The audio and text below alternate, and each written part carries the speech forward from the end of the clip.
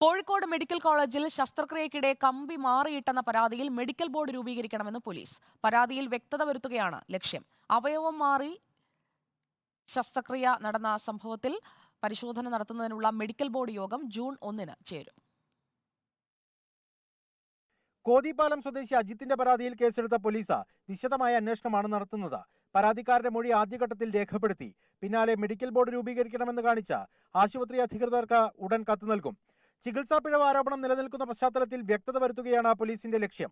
കഴിഞ്ഞ ദിവസം ആശുപത്രി വിട്ട രോഗിയുടെയും ശസ്ത്രക്രിയ ചെയ്ത ഡോക്ടറുടെയും വിശദമായ മൊഴിയും മെഡിക്കൽ കോളേജ് ACPയുടെ നേതൃത്വത്തിലുള്ള സംഘം രേഖപ്പെടുത്തും.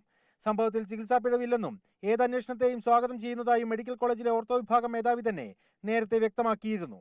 അതേസമയം 4 വയസ്സുകാരിയുടെ കൈവിരലിന് പകരം നാവിൽ ശസ്ത്രക്രിയ ചെയ്ത സംഭവം പരിശോധിക്കാൻ രൂപീകരിച്ച മെഡിക്കൽ ബോർഡ് ജൂൺ 1 ചേരും. ഡോക്ടർ ബിജോൺ ജോൺസണിൽ നിന്ന് പോലീസ് വിശദമായ മൊഴി രേഖപ്പെടുത്തിയിരുന്നു. ഡോക്ടറുടെ ഭാഗത്ത് വീഴ്ചയുണ്ടായെന്നാണ് വകുപ്പുതല അന്വേഷണ സംഘത്തിന്റെയും കണ്ടെത്തൽ. റിപ്പോർട്ടർ.